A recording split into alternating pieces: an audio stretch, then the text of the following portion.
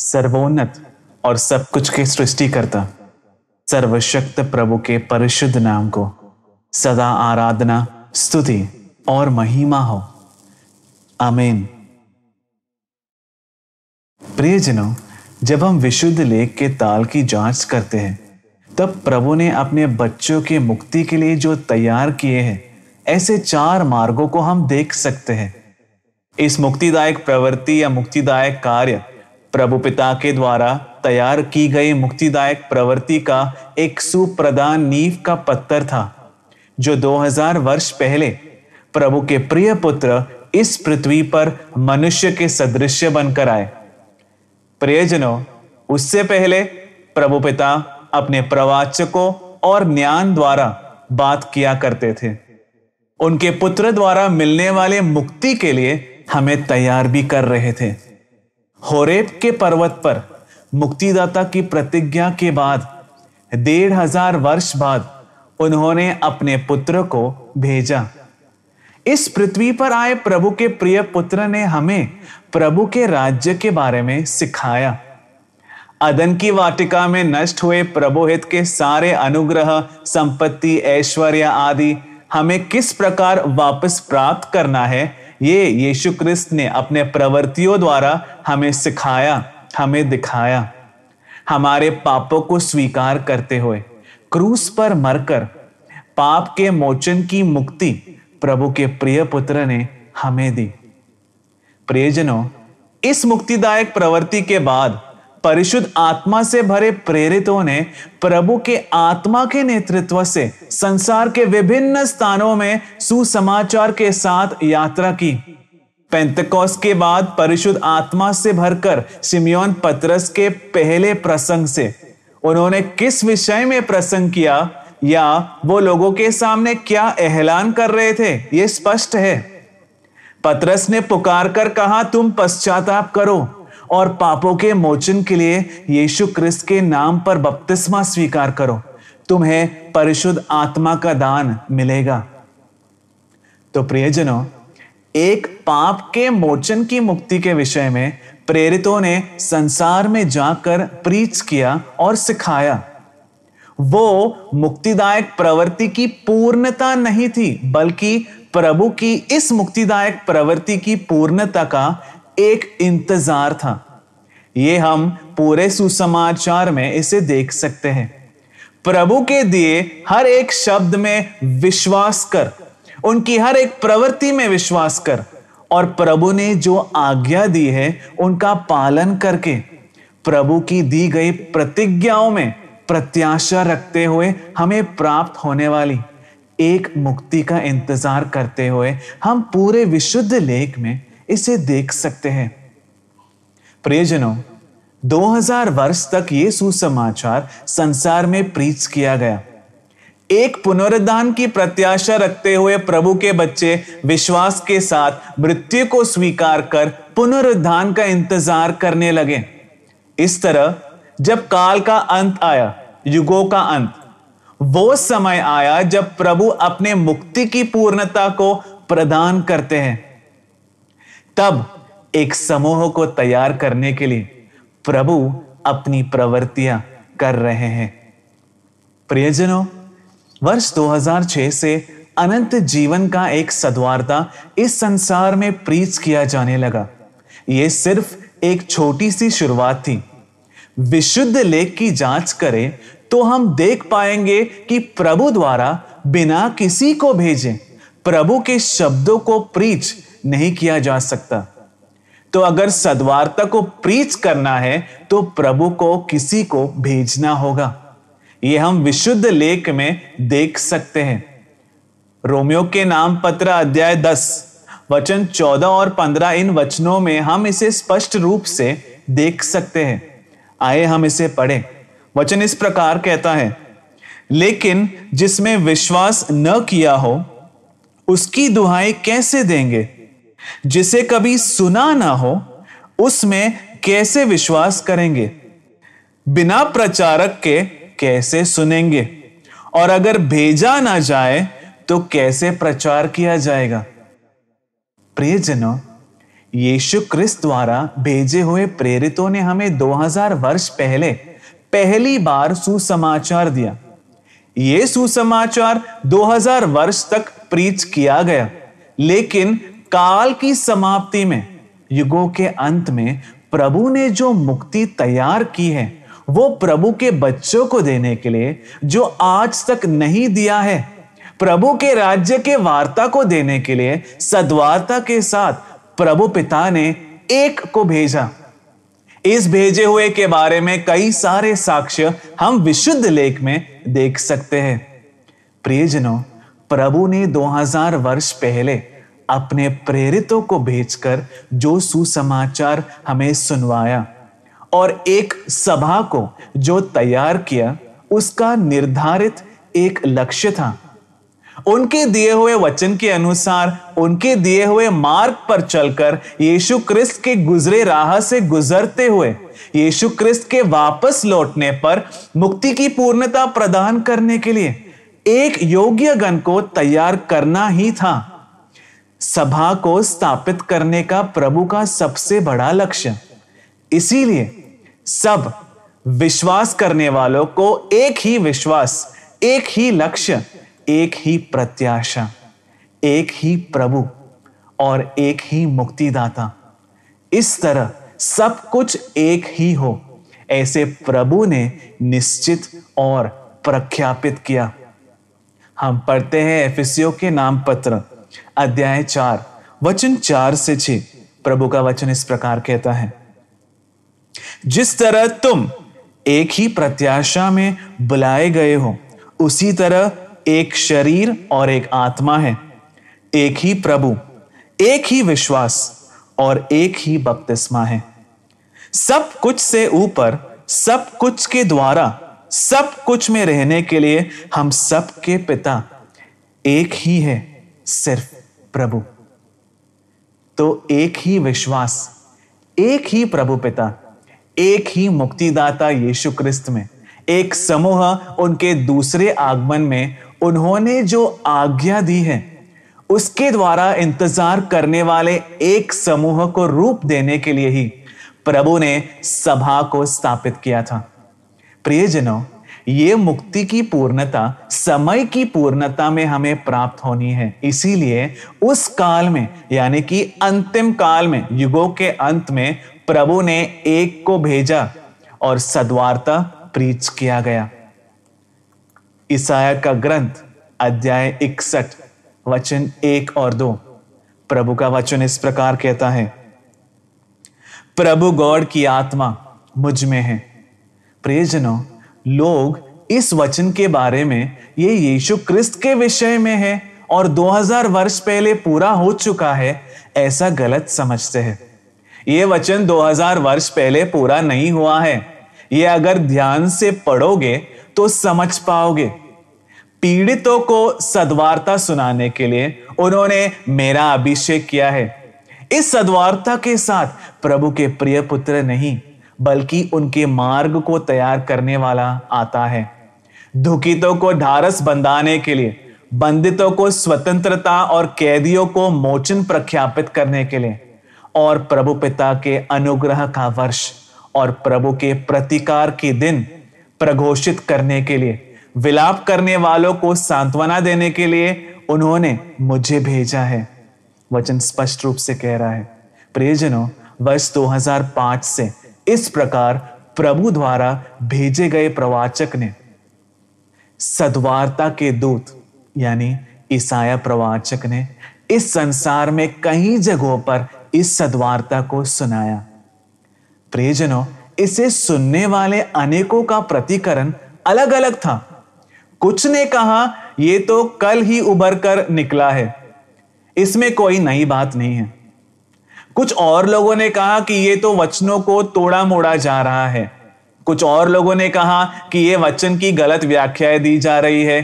कुछ और लोगों ने कहा कि हमने सुसमाचार सुना हुआ है, इसीलिए अब कुछ नया सीखने की आवश्यकता हमें नहीं है।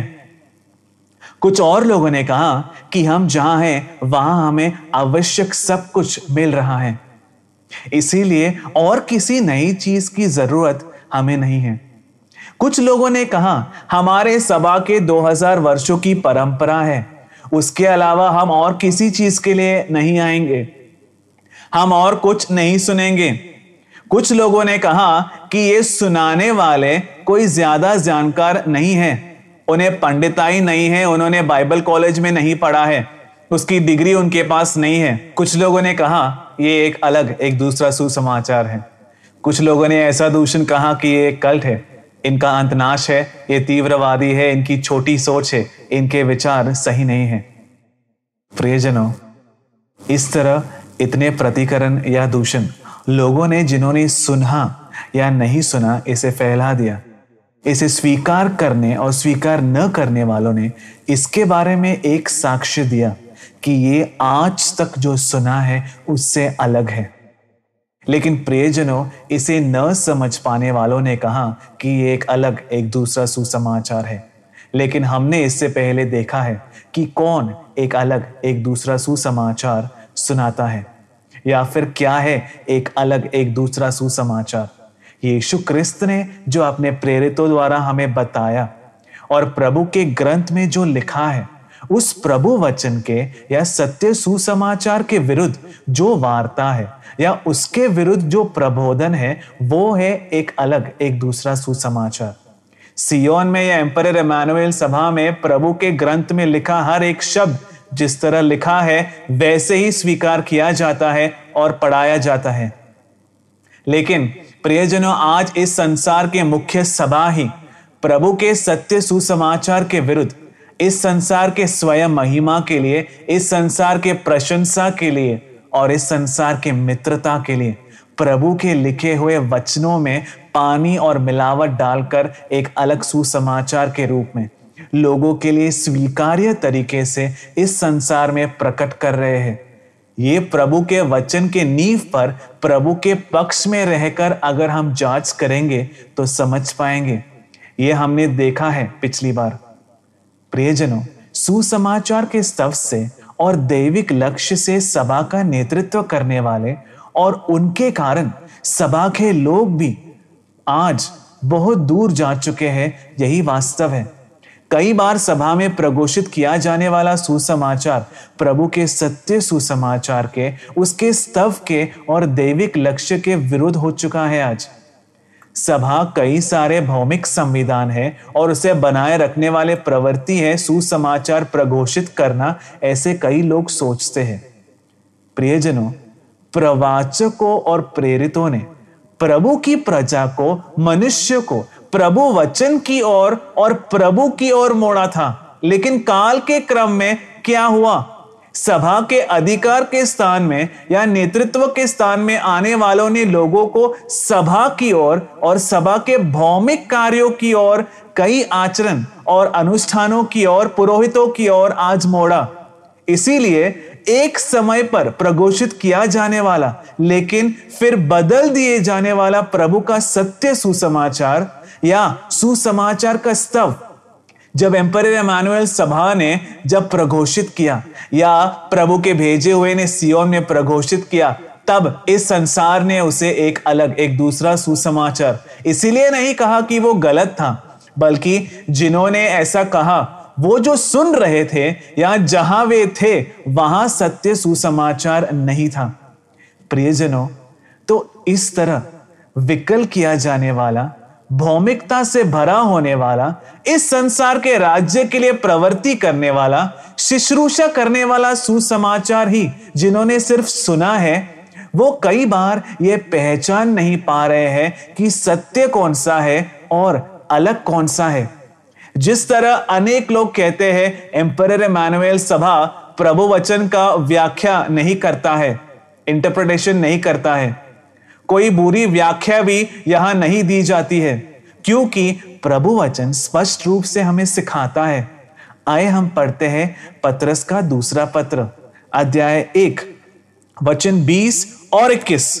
प्रभु वचन इस प्रकार कहता है, पहले तुम यह समझो, विशुद्ध लेख के कोई भी प्रवचन किसी की भी अपनी व्याख्याएं देने के लिए नहीं है, क्योंकि प्रवचन मनुष्य के विचार से उत्पन्न नहीं हुए हैं, बल्कि परिशुद्ध आत्मा की प्रेरणा से दैविक मनुष्य ने इसे कहे हैं। यह बात सियोन व्यक्त रूप से जानता है। इस दैविक प्रवृत्ति के सामने, हर एक प्रभु के शब्दों के सामने पूरी तरह से झुकने वाले, अधीन रहने वाले, विनीत बनाने वाले समूह है एम्परर इमैनुएल सभा। इसीलिए बाकियों से कहीं ज्यादा सियोन जानता है कि प्रभु वचन की व्याख्या देने की अनुमति नहीं है। व्याख्याएं किए गए प्रभु वचन ही लिखे हुए हैं। इसे प्रभु की आत्मा ने इसे लिखा है, इसीलिए इसकी व्याख्या करने की आवश्यकता नहीं है। इसीलिए सियोन में कोई व्याख्याएं नहीं दी जाती है। इसे प्रभु के पक्ष में रहकर, हृदय खोलकर अगर कोई सुने तो मान ही जाएगा। कुछ लोग ऐसा कहते हैं कि यहां वचन को तोड़ा मोड़ा जाता है। आए हम वचन पढ़ते हैं। सूक्ति ग्रंथ अध्याय 8 वचन 6 से 9। प्रभु का वचन इस प्रकार कहता है, मेरी बात सुनो, क्योंकि मैं तुमसे श्रेष्ठ वचन कहूंगी। मेरी मुख से केवल उचित बातें ही निकलेगी। मेरा मुंह केवल सत्य वचन ही कहेगा। मेरे होठों को दुष्ट वचन से घृणा है।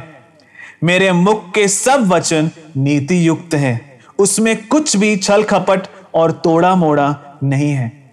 समझदार मनुष्य के लिए यह रुचि है और ज्ञानियों के लिए न्याय युक्त है। तो जो समझ नहीं पाते उनके लिए सियोन में प्रघोषित किए जाने वाला प्रभु राज्य के शब्द सद्वार्ता को जो समझ नहीं पाते उनके लिए तोड़े मोड़े जैसे है। कौन इसे समझ नहीं सकते या किसके लिए इसे समझने में बाधा है? जिनके पास ज्ञान नहीं है। तो जिन्हें प्रभु का ज्ञान प्राप्त नहीं है उन्हें सद्वार्ता तोड़ा मोड़ा सा लगेगा। लेकिन प्रभु वचन जैसे लिखा है उसे बिना तोड़े मोड़े, बिना कुछ मिलाए व्यक्त रूप से यहां प्रीच किया जाता है। कुछ और लोग कहते हैं कि वचन को अनीति से दबाया गया है। प्रियजनों, स्वयं महिमा के लिए, इस संसार की प्रशंसा के लिए, इस संसार में लोग जो प्रभु वचन को विकल करते हैं उसे अनीति की प्रवृत्ति कहा जाता है। सियोन में एम्परर इमैनुएल सभा में कोई भी कुछ भी महिमा नहीं ढूंढता है। सारी महिमा सब कुछ के स्रोत स्वर्गीय पिता को, उनके प्रिय पुत्र को, परिशुद्ध आत्मा को और परिशुद्ध मां को सिर्फ देने वाला समूह है एम्परर इमैनुएल सभा। यहां संसार के किसी भी मनुष्य को, किसी संविधान को कोई महिमा सियोन नहीं देता, क्योंकि सारी महिमा सर्वोन्नत प्रभु को दी जाती है। सिर्फ सर्वोन्नत प्रभु की महिमा खोजी जाती है। इसीलिए यह संसार के लिए प्रीतिदायक नहीं है। इसीलिए यह कईयों के लिए स्वीकार्य नहीं है। प्रियजनों, दोबारा सियोन के बारे में कई लोग कहते हैं कि सियोन में प्रभु वचन के साथ और कई बातें जोड़ी जाती है।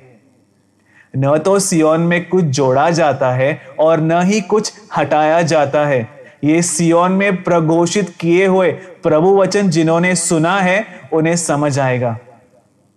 हम प्रभु वचन पढ़ते हैं। सूक्ति ग्रंथ अध्याय 30 वचन 5 और 6। प्रभु का वचन इस प्रकार कहता है, प्रभु के हर एक वचन सत्य और कसौटी सिद्ध है। जो मनुष्य प्रभु की शरण में आते हैं वह उनकी रक्षा ढाल जैसे करता है। प्रभु के वचनों में कुछ मत जोड़ो, अन्यथा वह तुमको प्रताड़ित करेगा और तुम झूठे कहलाओगे।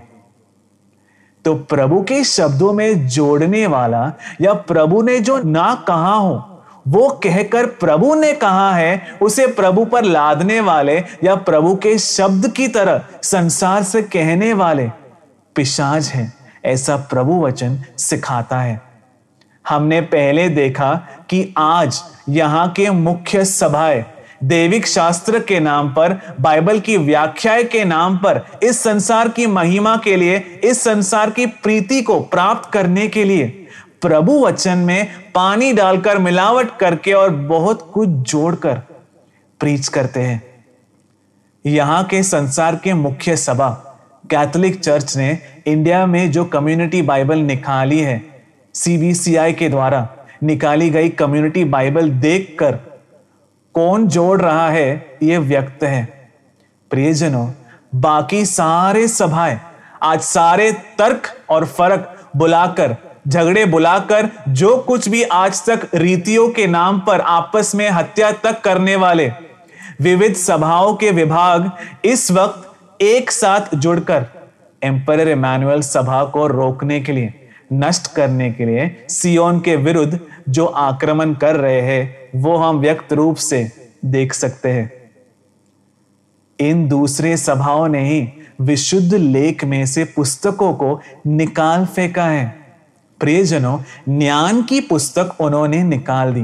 पहली आज्ञा के बारे में कही जाने वाली सारी पुस्तक निकाल फेंकी। तो ये निकालना और जोड़ना पिशाच के आत्मा द्वारा ही किया जाता है। ये विशुद्ध लेख हमें साक्ष्य देता है। एम्परर इमैनुअल सभा में इस प्रभु वचन के साथ एक शब्द भी जोड़ा नहीं गया है और जोड़ा भी नहीं जाएगा। एक शब्द निकाला तक नहीं है। प्रियजनों, ये क्या भावना है। आज तक न सुने हुए सुसमाचार सुनने पर, आज तक न सुने हुए दैविक रहस्य सुनने पर, इसे न समझने वाले या कठिन हृदय वाले कहते हैं कि ये उनके भावना की सृष्टि है। आइए हम प्रभु वचन पढ़ते हैं। थिस्सलुनियों के नाम पहला पत्र अध्याय 2 वचन 3 से 5। प्रभु का वचन इस प्रकार कहता है, हमारा सुसमाचार बेवकूफी से, अशुद्धि से या धोखे से उत्पन्न नहीं हुआ है। तो प्रभु ने सद्वार्ता के साथ जिन्हें भेजा है उनके बारे में वो साक्ष्य दे रहे हैं। बेवकूफी से उत्पन्न नहीं हुआ है, अशुद्धि से उत्पन्न नहीं हुआ है, धोखे से उत्पन्न नहीं हुआ है।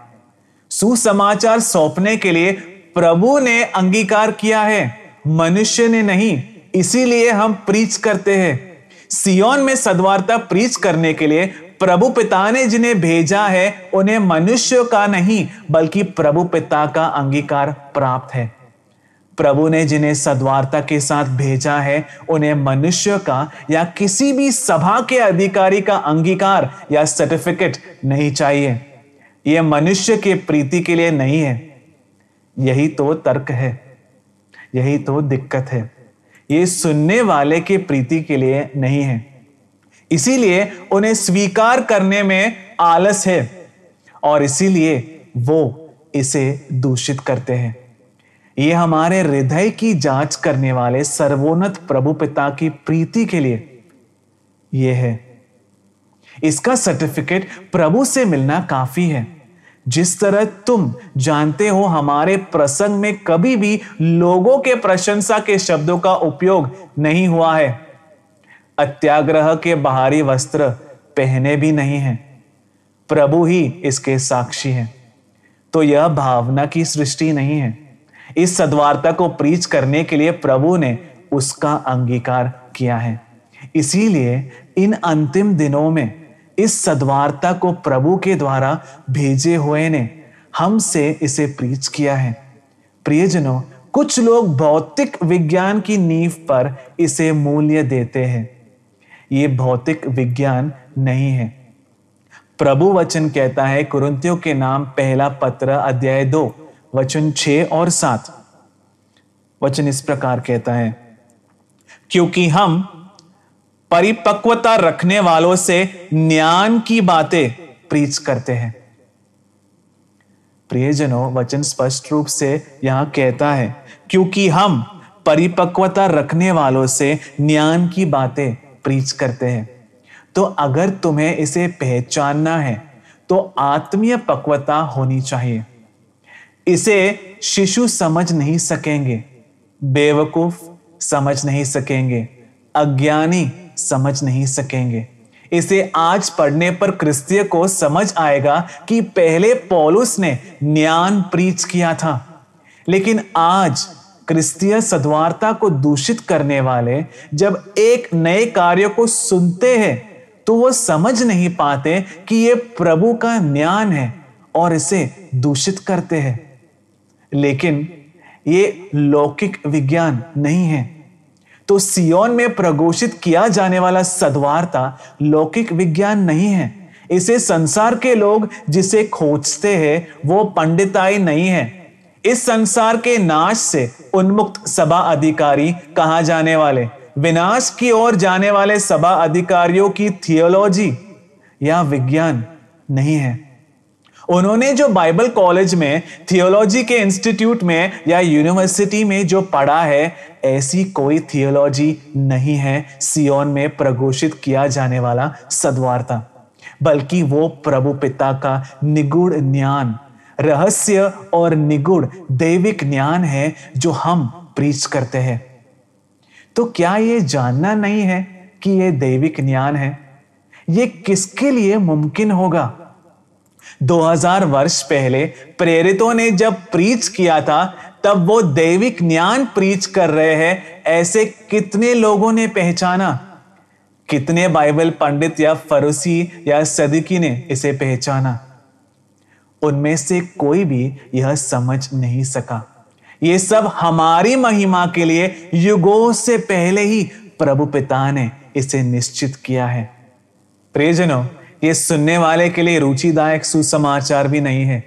ये बड़ा विषय है, लेकिन इस संसार का मनुष्य बुराई से भरे अपने हृदय में इस संसार के सुख की ओर मुड़े, उसके जट की दुराशा और जीवन के घमंड द्वारा अधीन किए गए मनुष्य के लिए सुनने में रुचिदायक बात इस सद्वार्ता में नहीं कही जाती।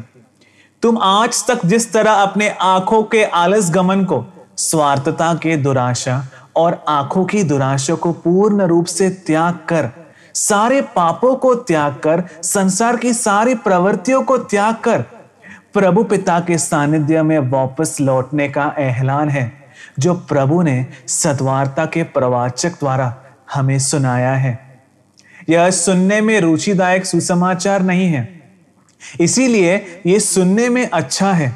लोग भाग रहे हैं। ऐसा जब दूषक कहते हैं, वैसे बहुत बड़ी भीड़ तो नहीं आई यहां। सुनने वालों में से भी हजारों लौट गए।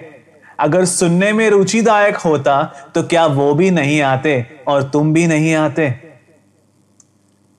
हम पढ़ते हैं तीमुथियों के नाम दूसरा पत्र अध्याय 4 वचन 3 और 4। ध्यान से सुनना। प्रभु वचन कहता है, वो काल आ रहा है जब लोग उत्तम प्रबोधन के साथ सहिष्णुता नहीं दिखाएंगे। ये अंतिम काल है। सुनने में रुचि देने वाले के आवेश में है वो लोग। वो अपने रुचि से जुड़े प्रबोधकों को इकट्ठा करेंगे। प्रियजनों, यह सियोन को दूषित करने वाले मुख्य सभाओं में होता है। बड़ी चंगाई के प्रवचन, बड़े साक्ष्य देने वाले सुसमाचार के प्रवचन, रुचिदायक चुटकुले सुनाकर लोगों को खींचने वाले सुसमाचार के योग या प्रवचन तुम्हारे सभा में, यहां के मुख्य सभाओं में प्रघोषित किए जाते हैं। सब अच्छा है, सब अच्छा हो जाएगा, ऐसा कहकर झूठे प्रवचन कहने वाले अनेक लोग। उदाहरण कहता हूं, वर्ष 2020 की शुरुआत से पहले वर्ष 2019 के अंत में इस स्थान के अनेक प्रघोषक सारे सभा के ही हैं। उनके द्वारा ऐसा कहते हुए सुना कि वर्ष 2020 बड़े समृद्धि का वर्ष है, सभा के जागरूक होने का वर्ष है, वर्ष 2020 बड़े अनुग्रह का वर्ष है। अब क्या हुआ? कहां गए वे लोग? ये सब उनके अपने प्रबोधन थे। इन्हें कहने वाले झूठे प्रवाचक हैं। इसका और कोई सबूत चाहिए? तो मनुष्य को सुखदायक प्रबोधन देने वाले वही लोग हैं जो सियोन को दूषित करते हैं। तुम एक सुसमाचार बोलकर देखो, एक साधना करवाकर तुम देखो, एक नोटिस बोर्ड में लगा लो, यहां चंगाई के लिए या भौतिक कार्यों के लिए प्रार्थना नहीं होगी। ऐसा नोटिस अपने साधना केंद्र में लगवाकर देखो। जिसने इसे लगवाने के लिए भेजा होगा वो तक भाग नहीं लेगा। ये सियोन को जो दूषित करते हैं वो साधना में वे लोग क्यों भाग लेते हैं? कुछ ना कुछ कार्य या साध्यता या लाभ प्राप्त करने के लिए। उनका भौतिक जीवन और सुखदायक होने के लिए कुछ तो उन्हें मिलेगा। उसी को खोजते हुए वे साधना में आते हैं। तो सुनने में रुचिदायक सुसमाचार सियोन में नहीं बल्कि सियोन को दूषित करने वाले सभाओं में और उनके साधना केंद्रों में प्रघोषित किया जाता है। इसीलिए प्रियजनों, प्रभु वचन के नींव पर प्रभु के पक्ष में रहते हुए हमें जांच करना है। प्रियजनों, इसीलिए सियोन में प्रघोषित किया जाने वाला सद्वार्ता, सियोन में प्रघोषित किया जाने वाला सुसमाचार क्यों आज तक हमने जो सुना है उससे अलग व्यत्यस्त है, ऐसा जांच करने का मन होना चाहिए। कैसे जांच करना है? प्रभु के विचारों में रहते हुए जांच करना है। ये वचन हमने कई बार देखा है। हम पढ़ते हैं ईसाया का ग्रंथ अध्याय 55 वचन 8 और 9। प्रभु इस प्रकार कहते हैं, प्रभु यह कहता है, तुम लोगों के विचार मेरे विचार नहीं है। असन्निगत रूप से प्रभु कह रहे हैं, और मेरे मार्ग तुम लोगों के मार्ग नहीं है। जिस तरह आकाश पृथ्वी से ऊपर बहुत ऊंचा है, उसी तरह मेरे मार्ग तुम्हारे मार्गों से और मेरे विचार तुम्हारे विचारों से उन्नत है। तो एक प्रवृत्ति जो खासकर दैविक हो, जांच करने पर मनुष्य के धारणा के अनुसार उसे नहीं देखना है बल्कि प्रभु के धारणा के अनुसार उसे देखना है। प्रियजनों, ये कार्य मनुष्य के लिए बहुत कठिन है, क्योंकि जब हम उत्पत्ति का ग्रंथ अध्याय 6 पढ़ते हैं, उसमें जब नूह के काल में प्रभु लोगों को नष्ट करते हैं, तब प्रभु का एक विलाप वहां उठता है। मनुष्य की सृष्टि करने के कारण वो परिताप करते हैं, ऐसा लिखा है। इसका कारण क्या बताया गया है? उसका विचार, मनुष्य का विचार और भावना दूषित हो गए। यही शैतान की जीत है। अदन की वाटिका से बाहर निकले मनुष्य को स्वर्गीय विचारों से पलटकर प्रभु के भवन के बारे में सोचने से बदलकर इस संसार के कार्यों के बारे में, इस संसार के जट को तृप्त करने के कार्यों के बारे में, इस संसार के पाप के सुख के बारे में, इस संसार के शरीर की इंद्रियों को तृप्त करने की इच्छाओं के बारे में शैतान ने मनुष्य को सोचने को मजबूर किया, और वही मनुष्य ही सही है ऐसा उसको विचार दिया। इसीलिए मनुष्य के विचार बिल्कुल भौतिक हो गए। मनुष्य के विचार आज लौकिक हो गए। मनुष्य के विचार सिर्फ इस संसार के हो गए। किसी और की धारणा से अगर प्रभु की प्रवृत्तियों की जांच करोगे तो उसकी श्रेष्ठता पहचान नहीं पाओगे। हम पढ़ते हैं कुरिन्थियों के नाम दूसरा पत्र अध्याय 5 वचन 16। प्रभु का वचन इस प्रकार कहता है, इसीलिए अब से हम किसी को भी मानुषिक धारणा, मानुषिक नजरिए से नहीं देखेंगे। एक समय पर हम मानुषिक धारणा से क्रिस्त को देखते थे, लेकिन अब से ऐसा बिल्कुल नहीं करेंगे। तो अब से हमें क्या करना चाहिए? वचन सिखाता है, किसी को भी मानुषिक नजरिए से मत देखो, नहीं तो तुमसे गलती हो जाएगी। तो दैविक धारणा से हमें सब कुछ देखना है। ऐसी धारणा या नजरिया मिलने के लिए प्रार्थना करनी है। प्रभु के उन्नत विचार और धारणा मिलने के लिए प्रभु के सानिध्य में हमें प्रार्थना करनी है। क्या इस तरह प्रार्थना करते हो? प्रभु मेरे विचार और धारणा उन्नत बना दीजिए। प्रभु वचन में ऐसी प्रत्येक प्रार्थना है, मेरे हृदय के विचार और मेरे होठों के शब्द आपके सानिध्य में स्वीकार्य हो। ये स्तोत्र गीत भजन संहिता में दी गई प्रार्थना है। प्रियजनों, ऐसी प्रार्थना सदा हमसे उठनी चाहिए, तभी प्रभु हमें इस धारणा की ओर ला पाएंगे। तो मानसिक धारणा त्याग कर दैविक धारणा में जांच करनी है। हम पढ़ते हैं लूकस का सुसमाचार अध्याय 16 वचन 15। प्रभु वचन इस प्रकार कहता है, इस पर यीशु ने उनसे कहा, तुम लोग मनुष्य के सामने तो नीतिमान होने का ढोंग रचते हो। यह बहुत आसान है, सब ताली बजाएंगे। परंतु प्रभु तुम्हारा हृदय जानता है। जो बात मनुष्य की दृष्टि में उत्कृष्ट है वो प्रभु की दृष्टि में निकृष्ट है। प्रियजनों, किसी भी क्रिस्तियों को हमेशा इस वचन को हृदय में संभाल कर रखना चाहिए। मनुष्य दृष्टि में जो उत्कृष्ट है वो प्रभु के दृष्टि में निकृष्ट है। इस समय संसार कैसे जा रहा है? सब मनुष्य किस लिए दौड़ लगा रहे हैं? मनुष्य दृष्टि में जो उत्कृष्ट है वो करने के लिए। इस तरह मनुष्य के सामने स्वयं महिमा और परस्पर महिमा प्राप्त करने के लिए।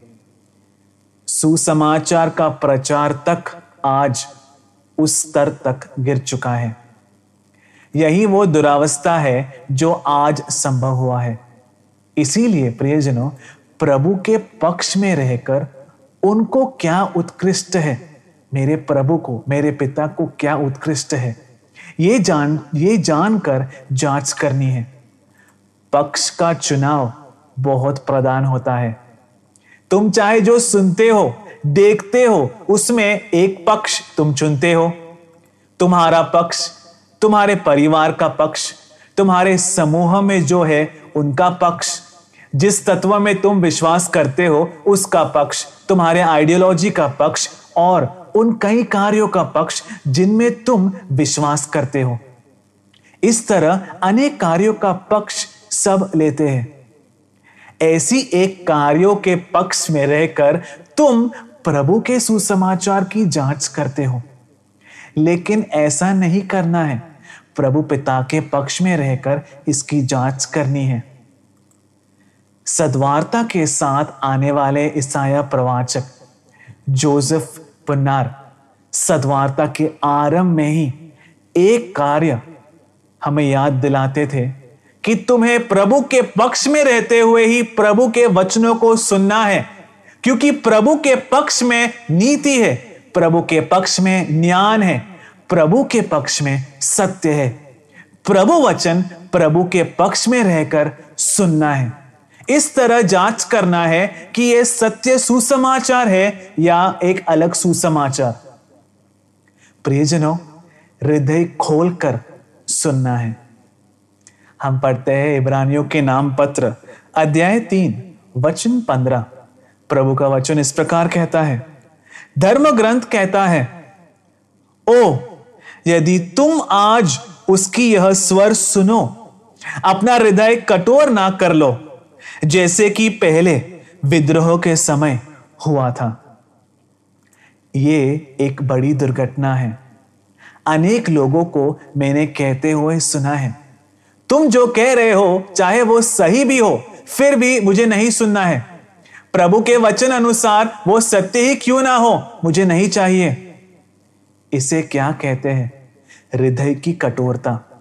इस हृदय कठोरता के साथ सियोन में प्रघोषित किए जाने वाले सद्वार्ता को अगर सुनोगे तो क्या कुछ भी समझ पाओगे? तो हर प्रकार की हृदय की कठोरता को हटाकर प्रभु वचन के सामने सर झुकाकर जांच करो। हम पढ़ते हैं प्रकाशित वाक्य अध्याय 2 वचन 29। प्रभु का वचन इस प्रकार कहता है, आत्मा सभा से क्या कहता है, जिसके कान हो वो सुन ले। सब सुन नहीं सकते, तो सियोन में प्रघोषित किया जाने वाला सद्वार्ता हो या कोई प्रभु वचन हो, उसे समझना है तो एक कान की आवश्यकता है। क्या है वो कान? विशुद्ध लेख की जांच करोगे तो जान सकोगे वो प्रभु पिता का दैविक ज्ञान है। ये संसार का ज्ञान या इस संसार की पंडिताई पीएचडी नहीं है, बल्कि प्रभु से आने वाला ज्ञान है। वो किसको मिलता है, उसकी योग्यता क्या है, यह सब इस पुस्तक में लिखा है। तो जिसके पास दैविक ज्ञान नहीं है वो समझ नहीं सकता, और प्रभु ने जिसे वह कान नहीं दिया है उन्हें इसे समझना है। ऐसा न तो प्रभु के पुत्र और न ही प्रभु के बच्चों के लिए बिल्कुल भी अनिवार्य नहीं है। प्रभु ने जिसे कान दिए हैं उसका समझना काफी है, क्योंकि जिसे समझना है सिर्फ उसी को प्रभु कान देते हैं। प्रियजनों, जब हम एक और प्रधान कार्य का जांच करते हैं, हम इस वचन को पढ़ते हैं। यूहन्ना का पहला पत्र अध्याय 4 वचन 5 और 6। प्रभु का वचन इस प्रकार कहता है, वे संसार के हैं और इसीलिए वे संसार की बातें करते हैं और संसार उनकी सुनता है, किंतु हम प्रभु के हैं और जो प्रभु को पहचानता है वह हमारी सुनता है। जो प्रभु का नहीं है वह हमारी बात सुनना नहीं चाहता। वचन पर ध्यान दो। प्रभु के पूरे ग्रंथ में ये अलग किया जाना हम देख सकते हैं, संसार का और प्रभु का। यीशु ख्रिस्त के पूरे सुसमाचार में तुम ये अलग किया जाना देख सकते हो। तो प्रियजनों, जिन्हें संसार की नागरिकता प्राप्त है वो प्रभु के बातों में विश्वास नहीं कर सकते, उसे स्वीकार नहीं कर सकते। जो प्रभु के वचन को, सत्य को कहते हैं, संसार ने उनसे नफरत की है और आगे भी करेंगे। इसीलिए जो प्रभु से है सिर्फ वही इसे विवेचना द्वारा जान सकते हैं, और अगर विवेचना द्वारा पहचानना है तो उसे प्रभु से होना होगा। तो सियोन में प्रघोषित किया जाने वाला सद्वार्ता क्या सत्य सुसमाचार है? उसमें क्या फर्क है? इसकी जांच करते समय ये योग्यता है या नहीं, ये पहचानना है। तो जब योग्य लोग इसकी जांच करते हैं तभी प्रभु के सानिध्य में इसका मूल्य है। बाकी सब कुछ असत्य की प्रवृत्ति है और सत्य को दूषित करने वाला पिशाच का तंत्र है। प्रियजनों, अब हमें जांच करनी है कि इस फर्क का कारण क्या है। इस वस्तुता को पहचानने की आवश्यकता है। उपदेशक ग्रंथ अध्याय 3 वचन 1 में प्रभु इस प्रकार सिखाता है, हर एक कार्य का समय होता है। प्रियजनों, जब से मनुष्य ने विशुद्ध लेख को पढ़ना शुरू किया है, कईयों के साथ एक दुर्घटना हुई है। प्रभु के लिए उनके वचन को पूरा करने के लिए उन्होंने एक समय निश्चित किया है, ये लोगों ने नहीं जाना है। तो प्रभु द्वारा निश्चित समय से पहले कोई वचन पूरा नहीं होगा। प्रत्येक प्रभु वचन के पूरे होने के लिए उन्होंने एक समय निश्चित किया है। समय से पहले उसे पूरा करने की कोशिश शैतान करता है। इसके अनेक उदाहरण पुस्तक में देख सकते हैं।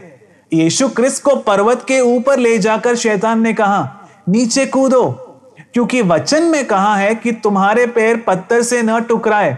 इसके लिए दूत तुम्हें अपने हाथों में उठा लेंगे। सही है, स्तोत्र 91 में वो लिखा है। इसे पूरा होना है, यह सत्य है। लेकिन क्या यीशु ख्रिस्त कूदे? नहीं, क्योंकि इस प्रभु वचन के पूरे होने का समय 2000 वर्ष पहले नहीं था। वो सांपों को हाथ में उठा लेंगे। कुछ भी जहरीला पीने पर वह उन्हें नुकसान नहीं पहुंचाएगा। यह वचन भी इसी पुस्तक में लिखा है। लेकिन इस वचन के पूरे होने के समय से पहले अनेकों ने सांपों को हाथ में लिया और डसने से मर गए या रोगी हो गए। जहर पीने पर भी वह मर जाते हैं। तो प्रभु के वचन के पूरे होने का एक समय है। यह जाने बिना इन्हें पढ़ने वालों ने इस पूरे समय इन प्रभु वचनों का परिहास किया है। यथार्थ में सत्य खोजने वाले के साथ यह दुर्घटना नहीं होनी चाहिए। हम पढ़ते हैं रोमियो के नाम पत्र अध्याय 13 वचन 11। प्रभु का वचन इस प्रकार कहता है, यह सब काल की प्रत्येकता को जानकर करो। यह तो नींद से जागने की घड़ी है, क्योंकि मुक्ति हम सब की प्रतीक्षा से परे निकट आ चुका है। हमें प्रभु वचन सुनने पर प्रत्येक शब्द ध्यान से सुनना है। काल के प्रत्येकता को जानकर ही यह सब करो। अगर समय के विषय में हमें जानकारी प्राप्त हो, तभी हमें जो करना है, जैसे करना है, वो हम कर पाएंगे। इससे पहले जीने वालों से जो गलती हुई है वह यह है कि उन्हें ये जानकारी नहीं मिली। उन्होंने प्रभु के सामने गलती इसीलिए की क्योंकि वे इस समय को पहचान नहीं सके। प्रियजनों, इस पुस्तक में लिखे अनेक प्रभु वचन हैं, अनेक वचन हैं। यह उनके द्वारा सोचे गए समय पर नहीं हुआ, इसीलिए अनेक लोगों ने इन प्रभु वचनों को त्याग दिया और ये मुहावरे बन गए। हम पढ़ते हैं इज़िकियल का ग्रंथ अध्याय 12 वचन 21 से 23। प्रभु वचन इस प्रकार कहता है, ध्यान से सुनना। प्रभु कहते हैं, मानव पुत्र, समय गुजर रहा है, दिव्य दृश्य पूरे नहीं हो रहे हैं। ऐसा इज़राइल में कहे जाने वाले मुहावरे का अर्थ क्या है? प्रभु शिकायत कर रहे हैं। उनसे कहो, इस मुहावरे का मैं अंत करूंगा। अब ये इज़राइल में मुहावरा नहीं रहेगा, क्योंकि समय आ चुका है, सारे दिव्य दृश्य पूरे होने जा रहे हैं। ऐसा तुम उनसे जाकर कहो। तो प्रियजनों, यहां एक प्रधान कार्य है कि प्रत्येक प्रभु वचन और दिव्य दृश्य के पूरे होने का एक समय है। जब वो समय आ जाएगा, तब प्रभु एक को भेजकर हमें यह बताएंगे कि ये समय आ गया है। तो समय से पहले प्रभु अपने वचनों को, वचनों के रहस्यों को प्रकट नहीं कर सकते। तो पिछले कुछ कालों से हमने सुसमाचार के कई कार्यों के विषय में सुना, लेकिन क्या वो सब पूर्ण हो गए? आप जांच करो। प्रियजनों, प्रभु वचन की नींव पर अगर जांच करोगे तो हम जान सकेंगे कि यह पूर्ण नहीं हुए हैं। हम पढ़ते हैं यूहन्ना का सुसमाचार अध्याय 16 वचन 13। प्रभु वचन इस प्रकार कहता है, मुझे तुम लोगों से और बहुत कुछ कहना है, परंतु अभी तुम उन्हें नहीं समझ सकते। जब वह सत्य का आत्मा आएगा तो वह तुम्हें सत्य की पूर्णता तक ले जाएगा, क्योंकि वह अपनी ओर से कुछ नहीं कहेगा, जो सुनेगा वही बोलेगा, आने वाले कार्यों को तुम्हें बताएगा।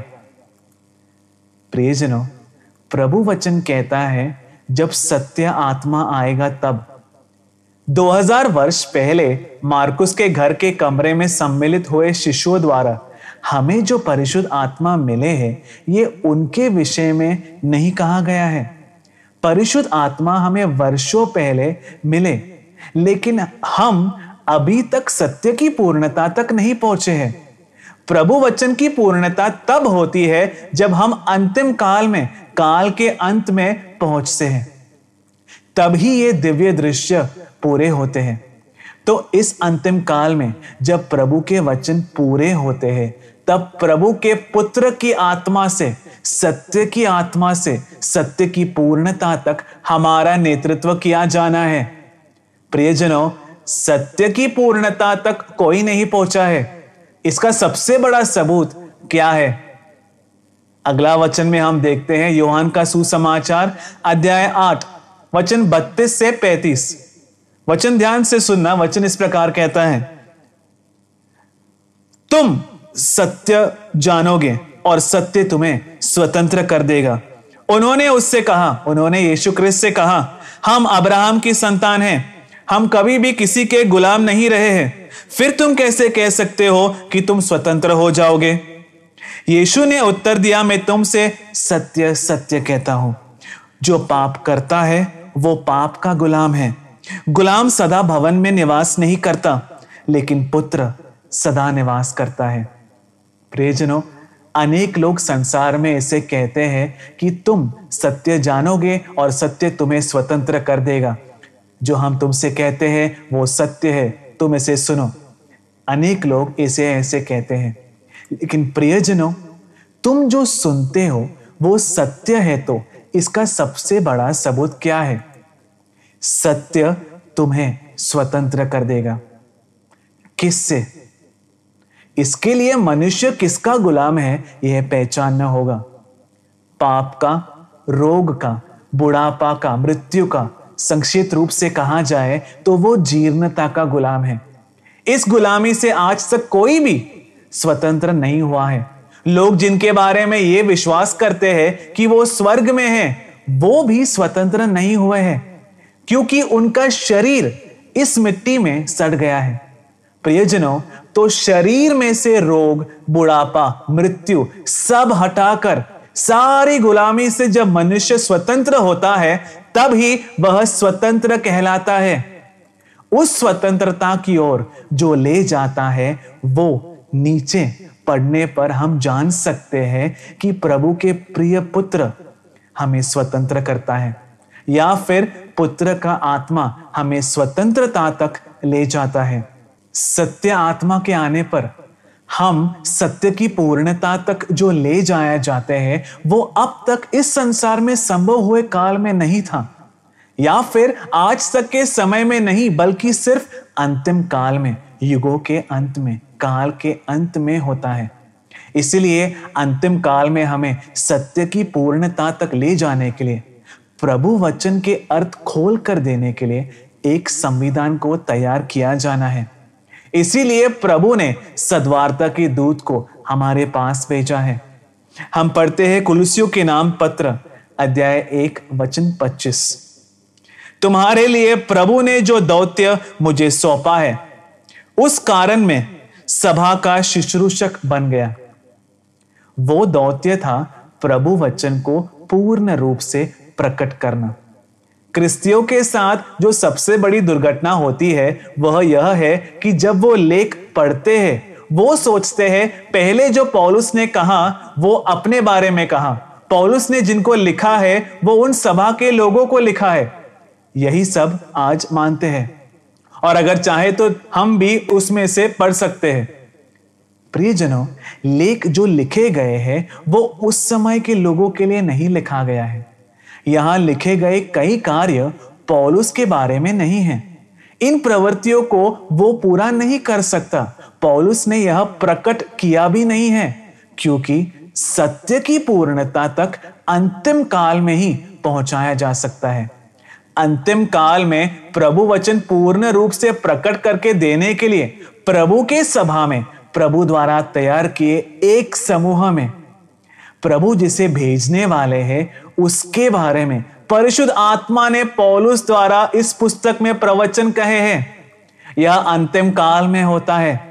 इस प्रवृत्ति को सद्वार्ता के दूत ने सियोन में किया था। हम पढ़ते हैं कुरिन्थियों के नाम पहला पत्र अध्याय 13 वचन 10। वचन इस प्रकार कहता है, जब पूर्णता आ जाएगी तब अपूर्ण अस्त होता है। तो जब सत्य के आत्मा द्वारा सत्य की पूर्णता की ओर प्रभु अंतिम काल में हमारा नेतृत्व करते हैं, तब इससे पहले हमने जो सुना है ये उसके विरुद्ध नहीं, बल्कि उन सब की पूर्णता है। हमें पूर्णता प्रदान करने के लिए ही प्रभु ने अंतिम काल में एक को भेजा है, मार्ग तैयार करने वाले को भेजा है, सद्वार्ता के दूत को हमारे पास भेजा है। तो इस दूत ने ही सियोन में प्रघोषित किया है, सियोन में प्रघोषित किया जाने वाला सुसमाचार। यह सत्य की पूर्णता तक पहुंचाता है। तो आज तक हमने जो सुना है, पढ़ा है, प्रेरितों द्वारा, प्रवाचकों द्वारा जो सुना है, उन सब की पूर्णता तक पहुंचने के लिए जो संविधान है वो है सियोन। इसीलिए आज कुछ लोगों को यह अलग लगता है। प्रियजनों, किस चीज की पूर्णता तक ले जाया जाना है? अनेक कार्यों की पूर्णता तक प्रभु को हमें पहुंचाना है। अनेक कार्यों की पूर्णता तक प्रभु द्वारा भेजे हुए ने सियोन में एक समूह को पहुंचाया है। ये जिन्होंने सुना है, समझा है और स्वीकार किया है, वो इसका साक्ष्य दे सकते हैं। प्रियजनों, हम पढ़ते हैं रोमियो के नाम पत्र अध्याय 16 वचन 26। प्रभु का वचन इस प्रकार कहता है, युग युगों से जो रहस्य निगूढ़ था उसे उन्होंने प्रवाचकों के लेखों द्वारा अब प्रकट किया है। तो प्रवाचकों के लेखों में अनेक रहस्य छुपाए गए हैं। कईयों ने एक कार्य को गलत समझा है। मूसा से योहान बपतिस्ता तक के प्रवाचकों के लेखों में जो यीशु क्रिस्त के बारे में जो प्रवचन लिखे हैं, वो 2000 वर्ष पहले जब यीशु क्रिस्त इस पृथ्वी पर आए थे तब पूरे हो चुके हैं, नहीं हुए हैं। प्रियजनों, सिर्फ प्रभु के पुत्र के बारे में ही नहीं बल्कि और कई कार्यों के बारे में प्रवाचकों ने प्रवचन कहे हैं। सिर्फ यीशु क्रिस्त के बारे में जो प्रवचन उन्होंने कहे हैं उसमें से ही मात्र 15% ही उनके पहले आगमन में पूरे हुए हैं। बाकी 85% पूरे होने हैं। तब के यहूदी इन 85% को देखते थे और आज के क्रिस्तीय जो पूरे हो चुके हैं 15% पीछे को देखते हैं जो बीत चुका है। तो ये सारे प्रवचन पूरे होने हैं, यानी कि यीशु क्रिस्त के दूसरे आगमन में उनमें पूरे होने हैं। तो इन प्रवचनों के रहस्यों को मोहर खोलकर हमें मिलना है, क्योंकि प्रभु के राज्य के रहस्य वही छुपाए गए हैं। उस वचन पर ध्यान दो, लिखा है युग युगों से जो रहस्य निगूढ़ थे, यानी कि रहस्य है और ये रहस्य है ये भी निगूढ़ है, अर्थात रहस्य है ये भी रहस्य रखा गया है। इसीलिए आज के मनुष्य को सुनने में आश्चर्य होता है और कई तो उसे ठुकरा देते हैं, लेकिन ये दैविक रहस्य है, आज तक निगूढ़ रखे गए हैं। ये प्रभु ने जिनके लिए संभाल कर रखा है सिर्फ उनके लिए है, सिर्फ वही इसे स्वीकार भी कर सकेंगे। तो कई लोग स्वीकार नहीं कर रहे या संसार स्वीकार नहीं कर रहा, इसे दैविक रहस्य न हो ऐसा तो नहीं हो सकता। अगर अधिकारी स्वीकार नहीं कर रहे तो दैविक रहस्य कुछ और तो नहीं हो जाएगा। दैविक रहस्य सत्य है या नहीं, इसे कोई मनुष्य का अंगीकार तो साबित नहीं करेगा, वो प्रभु से है। तो प्रवचनों के रहस्यों को सियोन में प्रभु द्वारा भेजे हुए ने इसे प्रकट किया है। हम पढ़ते हैं दानियल का ग्रंथ अध्याय 12 वचन 8 और 9। प्रभु का वचन इस प्रकार कहता है, मैंने सुना पर समझ नहीं आया, इसीलिए मैंने पूछा प्रभु इन सब का अर्थ क्या है। प्रियजनों, दानियल प्रवाचक को गब्रियल दूत कई सारे दिव्य दृश्य दिखाता है। यह हमने कई बार देखा है। यह अंतिम काल में क्रोध के दिनों में संभव होना है, यह स्वयं स्वर्गदूत गब्रियल दानियल से कहता है। इन दिव्य दृश्यों को देखने वाला दानियल प्रवाचक को कुछ समझ में नहीं आया। दानियल ने गब्रियल से पूछा, प्रभु इन सब का अर्थ क्या है? व्याख्या नहीं पूछा। उसने कहा, गब्रियल ने दानियल से कहा, तुम अपने रास्ता जाओ। ये वचन अंतिम समय तक मोहर बंद किए गए हैं, तो सिर्फ अंतिम काल में ही इसकी मोहरें खुलेगी। और क्या कोई भी इसे खोल पाएगा? नहीं। प्रकाशना के ग्रंथ में बड़े ही व्यक्त रूप से लिखा है कि इन मोहरों को कौन खोलेगा। तो विशुद्ध लेख में जब कोई वचन पढ़ते हैं तो वो किस समय के बारे में है और किसके बारे में है, अगर यही नहीं पहचानोगे तो इसे पढ़ने वाला कुछ समझ नहीं पाएगा। प्रियजनों, इसीलिए इस अंतिम काल में मोहर लगे अनेक वचन हम खोलकर हमें मिलने हैं। इन मोहरों को खोलकर देने के लिए प्रभु ने जिस संविधान को तैयार किया है वो है सियोन। इसीलिए वहां आज तक न सुना हुआ प्रभु का रहस्य हम सुनेंगे। हम पढ़ते हैं योहान का सुसमाचार अध्याय 10 वचन 6। प्रभु वचन इस प्रकार कहता है, यीशु ने उन्हें यह दृष्टांत सुनाया, किंतु वह नहीं समझे कि वह उनसे क्या कह रहे हैं। यह कौन है? किससे यीशु क्रिस्त ये कह रहे हैं? तब के बाइबल पंडित पुरोहित जिन्हें पंडिताई प्राप्त थी। लेकिन यीशु ख्रिस्त ने जो दृष्टांत कहा वो उन्हें समझ नहीं आया, ऐसा प्रभु वचन साक्ष्य देता है। प्रियजनों, दृष्टांतों के बारे में हमने कई बार देखा है। प्रभु ने दृष्टांतों में क्यों कहा है? ताकि सबको समझ में ना आए। जिन्हें समझना है वो समझे और जिन्हें नहीं समझना है वो नहीं समझे। इसलिए उन्होंने दृष्टांतों में छिपा कर कहा। यह मार्कुस का सुसमाचार अध्याय 4 वचन 10 से 11 में हम इसे देख सकते हैं। प्रियजनों, प्रभु के राज्य के रहस्य को मिलने का वरदान जिन्हें प्राप्त है उन्हें समझ में आए और बाकियों को न समझ में आए। इसीलिए प्रभु ने दृष्टांतों में इसे कहे। लेकिन छिपा हुआ कुछ भी जरूर प्रकाश में आएगा। क्या उन्होंने ऐसा नहीं कहा है? तो अभी छिपाए गए प्रभु के राज्य के रहस्य उसके अवकाशियों पर समय आने पर क्या प्रकट नहीं करना है? इसे प्रकट करने की प्रवृत्ति को ही प्रभु द्वारा भेजे हुए ने सियोन में किया है।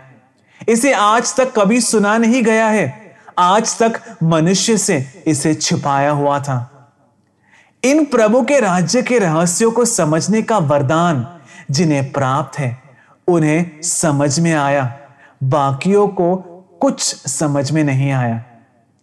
जिन्हें समझ नहीं आया उन्होंने दूषण कहा, जिन्हें समझ में आया उन्होंने आनंद के साथ, संतोष के साथ, गर्व से इन प्रभु के राज्य के रहस्यों को स्वीकार किया।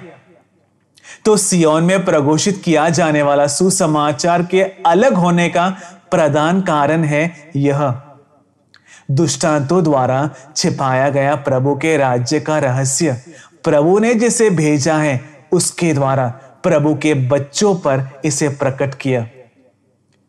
हम पढ़ते हैं उपदेशक ग्रंथ अध्याय 11 वचन 5। प्रभु वचन इस प्रकार कहता है, जैसा तुम नहीं जानते हो कि गर्भवती के पेट के शिशु में प्राण कैसे पड़ जाता है, वैसे ही तुम प्रभु के कार्यों को नहीं समझ सकते जिसने सब कुछ बनाया है। तो प्रभु ने अपनी प्रवृत्तियों में बड़े रहस्यों को छिपा कर रखा है। वो भी आज तक छिपा है। किसी ने भी प्रवृत्तियों पर ध्यान नहीं दिया। यह प्रवृत्तियां कहीं भी प्रघोषित नहीं की गई। विशुद्ध लेख हमें साक्ष्य देता है कि सियोन में प्रभु पिता की प्रवृत्तियां प्रघोषित की जाती है, या फिर सियोन में प्रभु की प्रवृत्तियों में छिपे हुए रहस्य प्रकट किए जाते हैं। प्रियजनों, इसके कई दृष्टांत और उदाहरण यहां कहे जा सकते हैं। प्रभु के अनेक प्रवृत्तियों के रहस्य प्रभु के भेजे हुए ने सियोन में प्रकट किए।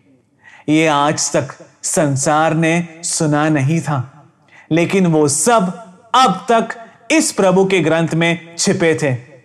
इसीलिए वो अलग लगता है। हम पढ़ते हैं प्रवक्ता ग्रंथ अध्याय 48 वचन 24 और 25।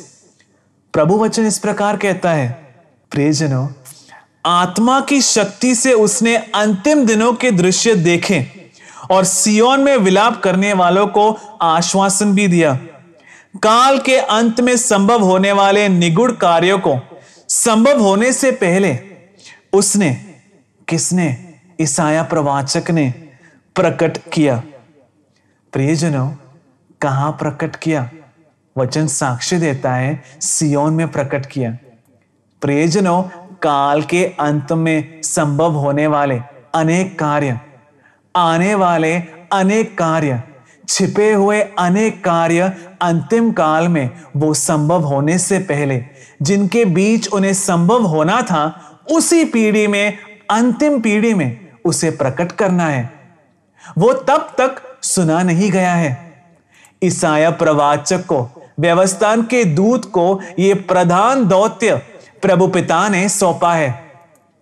अंतिम काल में संभव होने वाले कार्य, आने वाले कार्य संभव होने से पहले एक समूह के सामने प्रकट करना है।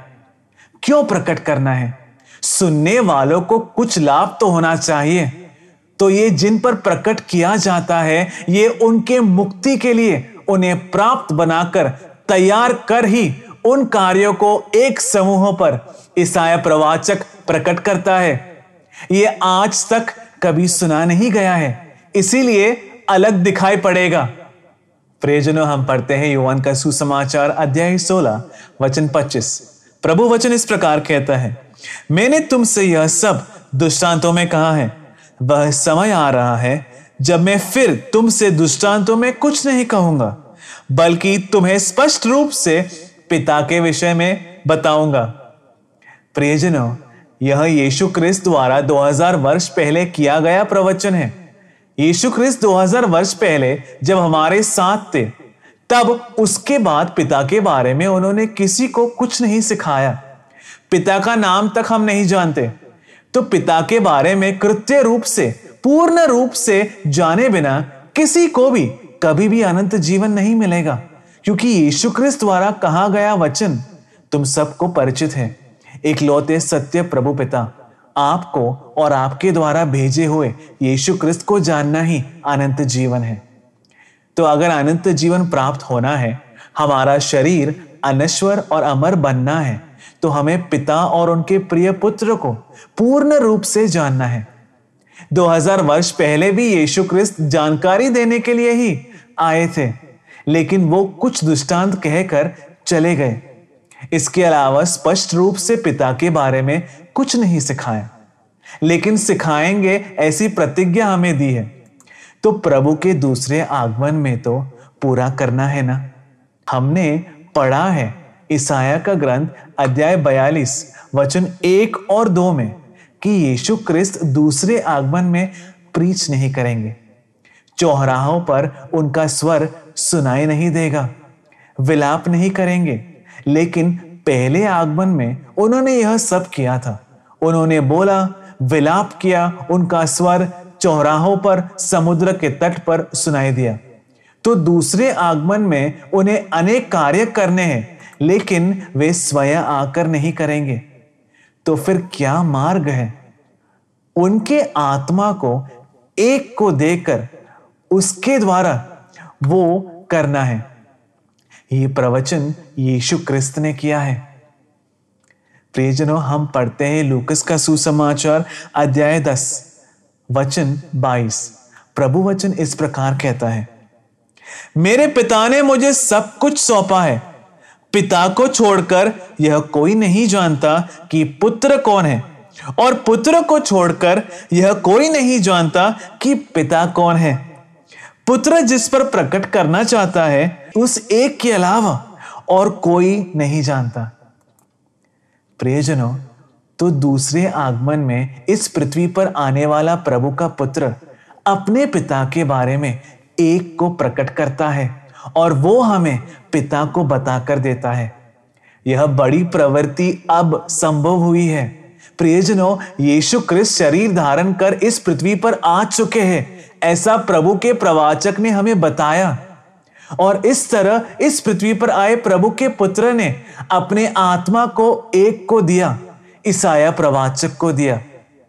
उसके द्वारा हम पर पिता को स्पष्ट रूप से बिना दृष्टांत के प्रकट किया है।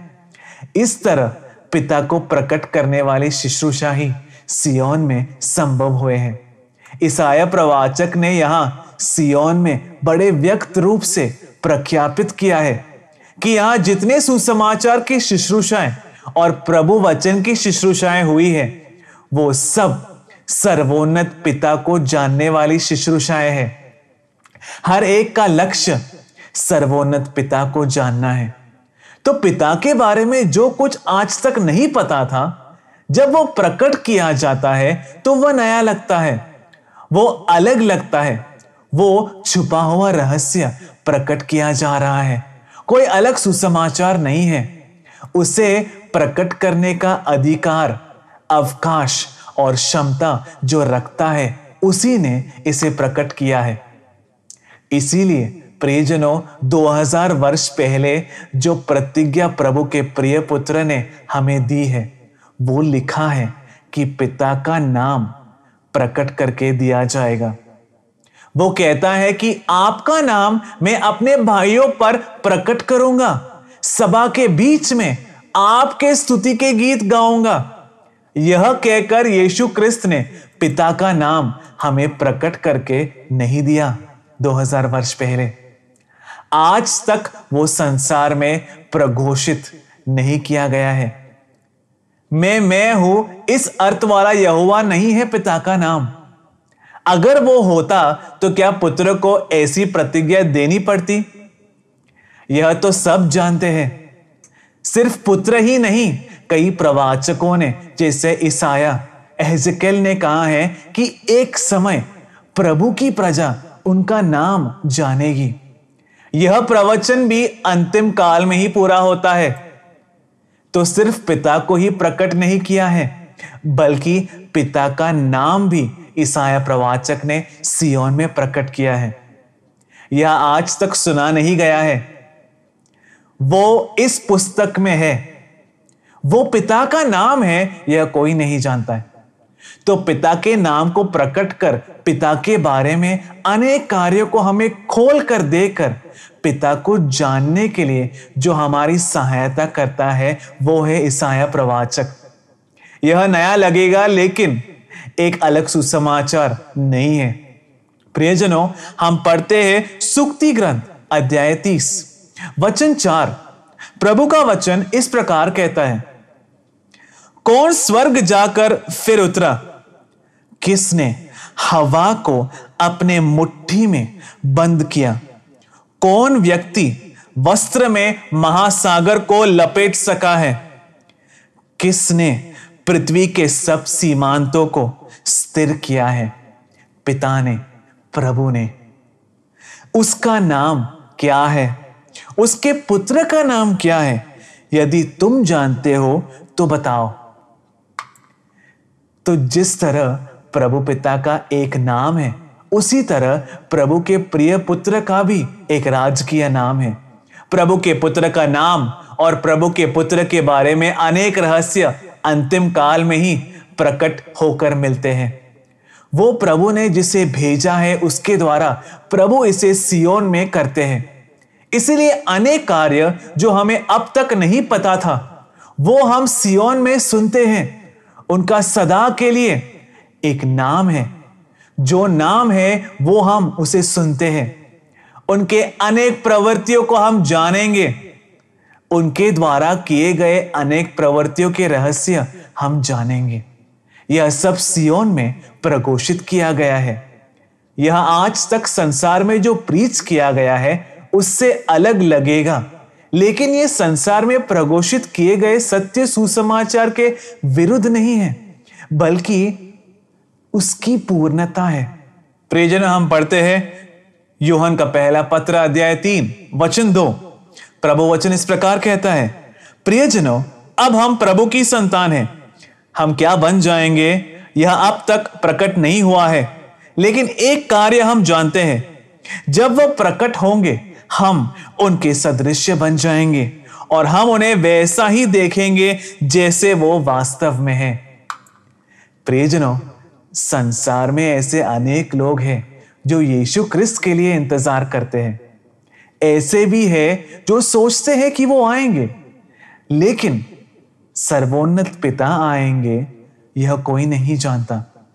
सब कुछ के सृष्टिकर्ता यीशु क्रिस्त के पिता और हमारे भी प्रभु पिता प्रभु के बच्चों से मिलने आ रहे हैं, ऐसा हमें ईसाया प्रवाचक ने बताया है, जोसेफ पुन्नार ने। यह पहली बार संसार में सद्वार्ता द्वारा ही प्रीच किया गया है। तो पिता जिस पीढ़ी में आ रहे हैं, यह उस पीढ़ी में होना चाहिए।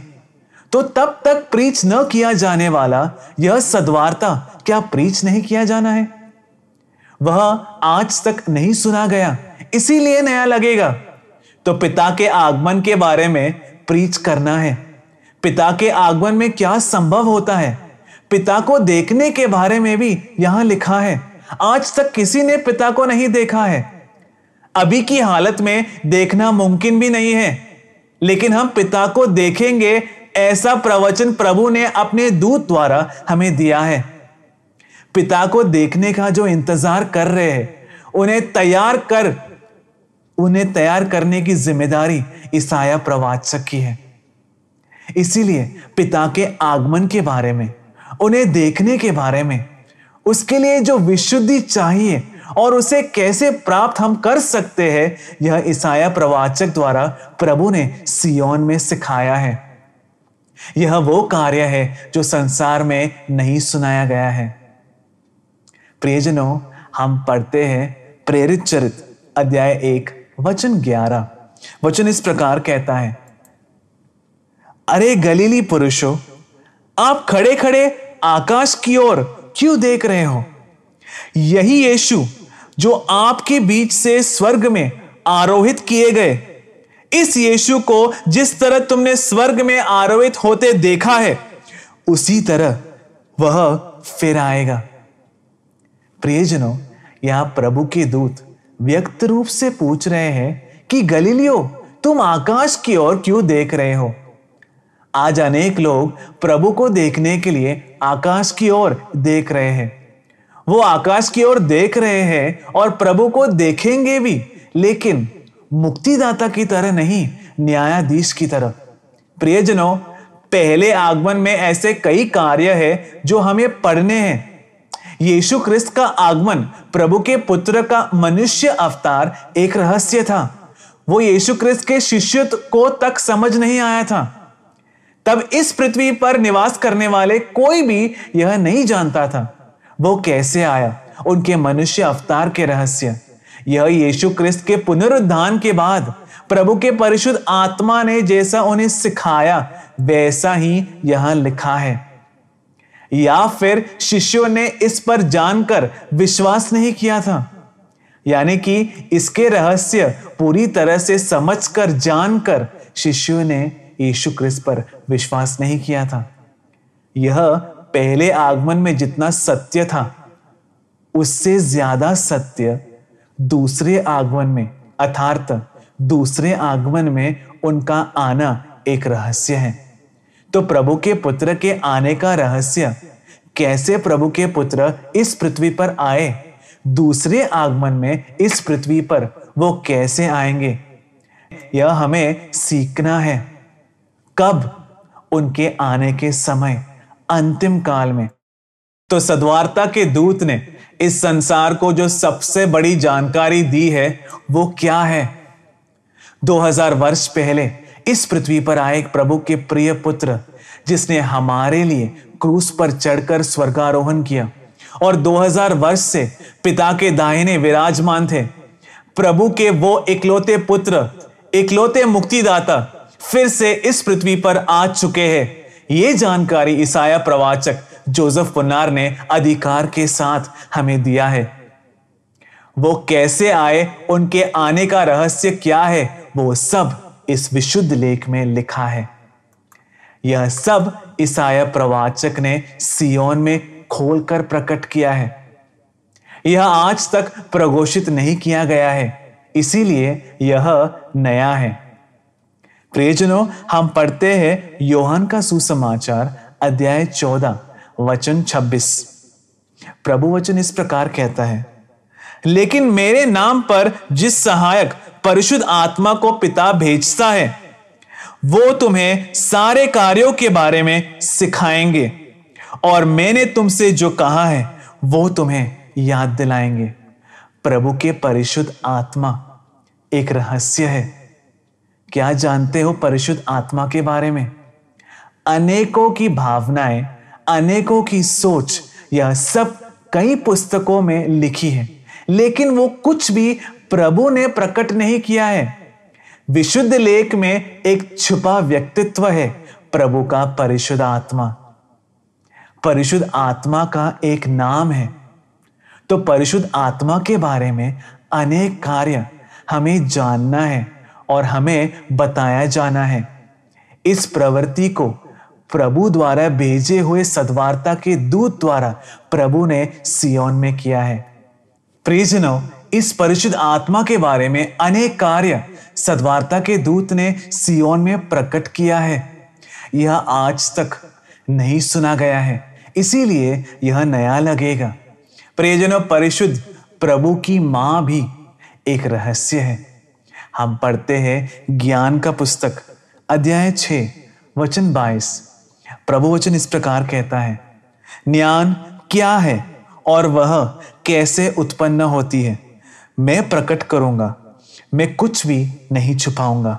सृष्टि के आरंभ से उसके सफर को मैं रेखांकित करूंगा, उसके बारे में तुम्हें जानकारी मैं बांट कर दूंगा, मैं सत्य को नहीं छिपाऊंगा। प्रियजनों, वो परिशुद्ध प्रभु की मां जिनमें प्रभु पिता के ज्ञान की आत्मा निवास करती है, उन्हें इस संसार ने नहीं पहचाना है। कई सभाएं परिशुद्ध मां का अपने भौतिक आवश्यकताओं के लिए दुरुपयोग करते हैं। बाकी कई सभाओं ने परिशुद्ध मां को पूर्ण रूप से त्याग दिया है। लेकिन परिशुद्ध मां प्रभु से कैसे उत्पन्न हुई? परिशुद्ध मां के आज तक के मार्ग क्या है? मां की प्रवृत्तियां क्या है? प्रभु के पुत्र के पहले आगमन में उनकी भागीदारी क्या थी? परिशुद्ध मां को प्रभु ने कौन सा दौत्य सौंपा है? परिशुद्ध मां द्वारा कार्यस्थताओं की प्रवृत्तियां जो प्रभु पिता पूरे करते हैं, वो सब क्या है?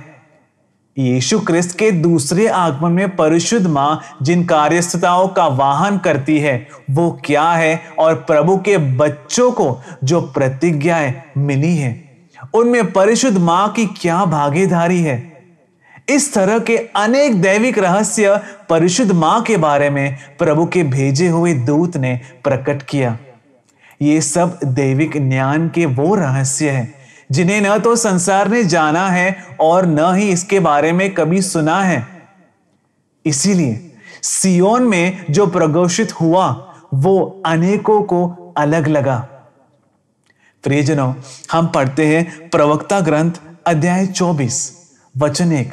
प्रभु वचन इस प्रकार कहता है, ज्ञान के शब्द उसी की प्रशंसा करते हैं, वह अपने प्रजा के मध्य में महिमान्वित होती है।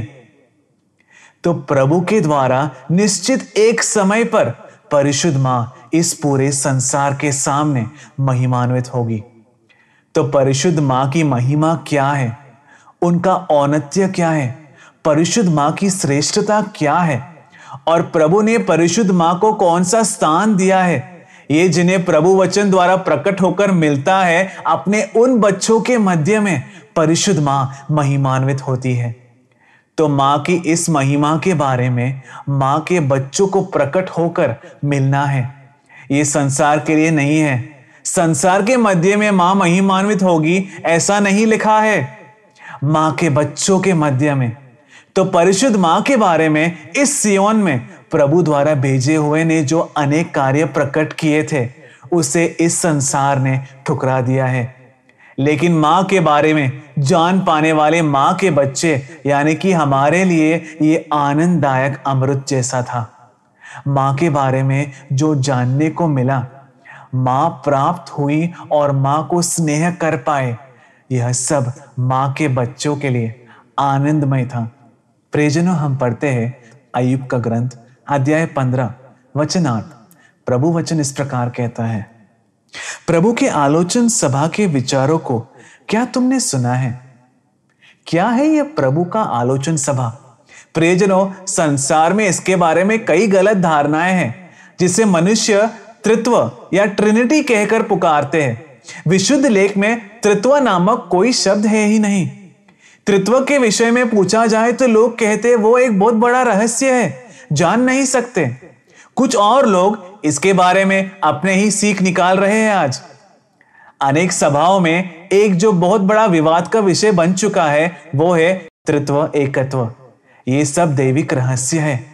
ये सब अंतिम काल में हमें प्रकट होकर मिलने हैं। संसार जिसे त्रित्व पुकारता है, उस प्रभु के आलोचन सभा के रहस्य बहुत ही ललित है, बहुत आसान है।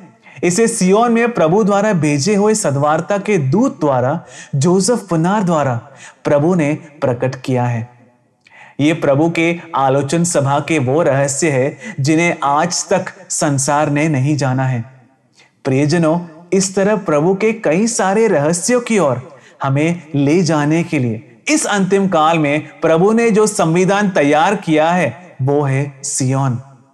वहां प्रभु ने जिसे भेजा है उसके द्वारा सत्य की पूर्णता की ओर, प्रभु वचन की पूर्णता की ओर, मुक्ति प्राप्त करने वालों को जो दैविक सत्यों को जानना है उसकी पूर्णता की ओर हमें ले जाया जाएगा। इसीलिए आज तक संसार में सुसमाचार सुनने वालों को यह अलग लगेगा, लेकिन यह कोई व्यत्यस्त या अलग सुसमाचार नहीं है। तुम्हारे द्वारा सुने हुए सत्य सुसमाचार की पूर्णता है। प्रियजनों, और कई कार्यों की ओर हमें प्रभु के द्वारा भेजे हुए द्वारा सिय्योन में प्रघोषित किए गए सद्वार्ता द्वारा हमें इसकी पूर्णता तक पहुंचाया जा रहा है। इसका विशुद्धीकरण हम बाद में देखेंगे। प्रभु के अति परिशुद्ध और सर्वशक्त नाम को सारी महिमा और आधिपत्य हो। आमीन।